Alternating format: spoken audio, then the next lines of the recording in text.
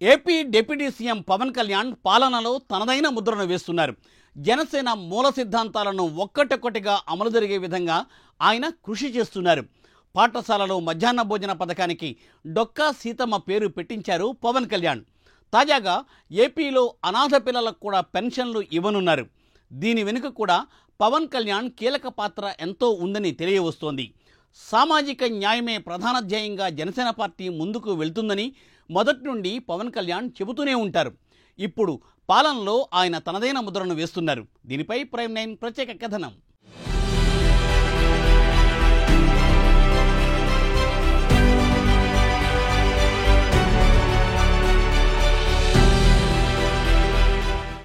ఏపీలో పెన్షన్ల విషయంలో కొత్త శకం ప్రారంభం కానుంది. ఇప్పటి వరకు వృద్ధులకు, వితంతువులకు, ఒంటరి మహిళలకు, దివ్యాంగులకు, వివిధ రకాల కళాకారులకు, వృత్తి నిపుణులకు ఇచ్చే నెలవారీ పెన్షన్లు ఇక నుంచి అనాథ పిల్లలకు కూడా ఇవ్వనున్నారు. ఏపీ రాజధాని అమరావతిలో జరుగుతున్న కలెక్టర్ల సదస్సులో ఈ మేరకు ప్రభుత్వం నిర్ణయం తీసుకుంది.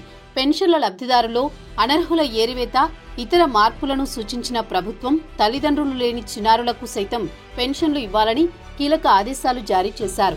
ఇప్పటి వరకు రాష్ట్రంలో వీరికి పెన్షన్లు లభించడం లేదు. తల్లిదండ్రులు చనిపోయిన చిన్నారులకు పింఛన్లు ఇవ్వాలని కలెక్టర్లను ఆదేశించారు. ఇక రాష్ట్రంలో 3 నెలల్లో అన్నార్తులను గుర్తించి పింఛను కల్పించాలని స్పష్టం చేశారు. ఆ తర్వాత కూడా ప్రతి ఏడాది అన్నార్తుల జాబితాను అప్డేట్ చేయాలని సూచించారు. మరోవైపు రాష్ట్ర వ్యాప్తంగా సుమారు 6 లక్షల మంది అన్నార్తులకు పింఛన్ పంపిణీ చేస్తున్నట్లు ప్రభుత్వం చెబుతోంది.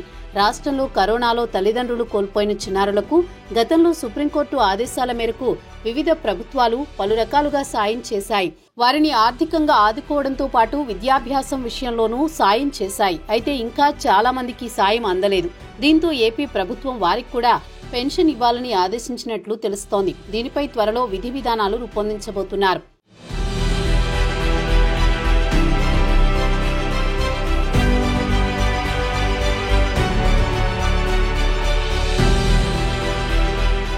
గతంలో కోవిడ్-19తో తల్లిదండ్రులను కోల్పోయి అనాథలుగా మారిన చిన్నారులను PM CARES for children scheme కింద ఉదారంగా ఆదుకుంది కేంద్రం.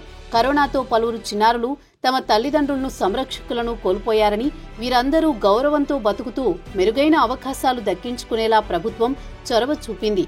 18 ఏళ్లు నిండిన ప్రతి ఒక్కరికి 10 లక్షల రూపాయలు కార్పస్ ఫండ్ను ప్రత్యేకంగా ఏర్పాటు చేయాలని నిర్ణయించారు. ఈ నిధులను పీఎం కేర్ ఫండ్ నుంచి ఇచ్చారు. ఉన్నత విద్యాకాలంలో వారి అవసరాలను తీర్చడానికి నెలవారీ స్టైఫెండ్ను ఈ కార్పస్ ఫండ్ నుంచి కేటాయిస్తున్నారు. వారికి 23 ఏళ్లొచ్చేసరికి వ్యక్తిగత కెరీర్ అవసరాల నిమిత్తం ఆ కార్పస్ ఫండ్ మొత్తాన్ని ఒకేసారి ఇవ్వాలని నిర్ణయించారు.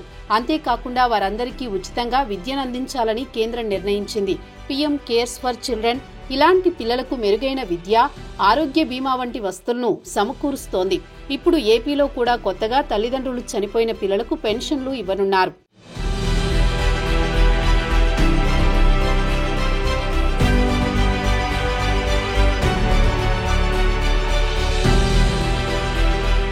మరోవైపు ఈ పెన్షన్లు ఇవ్వాలనే నిర్ణయం వెనుక డిప్యూటీ సీఎం పవన్ కళ్యాణ్ కీలక పాత్ర పోషించినట్లు తెలుస్తోంది. జనసేన మూల సిద్ధాంతం సామాజిక న్యాయం. ప్రభుత్వం ఏర్పడిన కొత్తలోనే పాఠశాలల్లో విద్యార్థులకు పెట్టే మధ్యాహ్న భోజన పథకానికి డొక్కా సీతమ్మ పథకంగా మార్చారు. అదే క్రమంలో వివిధ రాష్ట్ర పథకాలకు పార్టీ నేతల పేర్లు కాకుండా ప్రముఖ వ్యక్తుల పేర్లు పెట్టించారు. తాజాగా అనాథ పిల్లలకు కూడా పెన్షన్ ఇవ్వాలని ప్రతిపాదించినట్లు తెలుస్తోంది. దీనికి సీఎం చంద్రబాబు కూడా ఆమోదం తెలిపారని, అందుకే కలెక్టర్ల మీటింగ్లో దీనికి సంబంధించి ఆదేశాలు జారీ చేసినట్లు తెలుస్తోంది. క్రమేణా పవన్ కళ్యాణ్ జనసేన మూల సిద్ధాంతాలను ఒక్కొక్కటిగా అమలు చేస్తున్నారని ఈ సందర్భంగా రాజకీయ విశ్లేషకులు చెబుతున్నారు. ఈ క్రమంలోనే రేషన్ బదులుగా కుటుంబానికి నగదు ఇవ్వాలని జనసేన సిద్ధాంతం. ప్రస్తుతం దీనిని ప్రయోగాత్మకంగా ఉత్తరాంధ్రలో ప్రవేశపెట్టనున్నట్లు వార్తలొస్తున్నాయి. మొత్తం మీద పవన్ కళ్యాణ్ తాను అనుకున్నది కూటమి ప్రభుత్వంలో చేయగలుగుతున్నారు. పాలనలో తనదైన ముద్ర వేస్తున్నారు.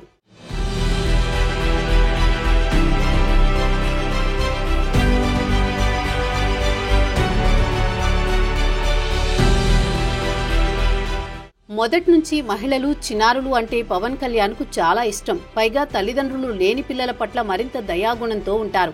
పాలనలో పవన్ కళ్యాణ్ చూపిస్తున్న శ్రద్ధకు ప్రపంచవ్యాప్తంగా గుర్తింపు వస్తుంది. ఈ క్రమంలోనే ప్రపంచంలో అత్యధిక మంది పవన్ కళ్యాణ్ ఎవరు అని గూగుల్ సెర్చ్ ఇంజిన్లో వెదికారని ఇటీవల వెల్లడైన సంగతి తెలిసిందే. మరోవైపు రేషన్ బియ్యం అక్రమ రవాణాను స్వయంగా అడ్డుకుని సంచలనం సృష్టించారు. పూర్తిగా పాలన మీద దృష్టి సారించిన పవన్ కళ్యాణ్ తన శాఖలైన పంచాయతీరాజ్, గ్రామీణాభివృద్ధి, అటవీ, పర్యావరణ శాఖలపై గట్టి పట్టు సాధిస్తున్నారు. తన పరపతిని ఉపయోగించి కేంద్రం నుంచి అత్యధికంగా నిధులను కూడా రాబడుతున్నారు. తాజాగా అనాథ పిల్లలకు పెన్షన్ పంపిణీ చేయడంలో తన వంతు కృషి చేశారు. ముందు ముందు ఇంకా ఇలాంటివి ఎన్ని చేస్తారో చూడాలి మరి.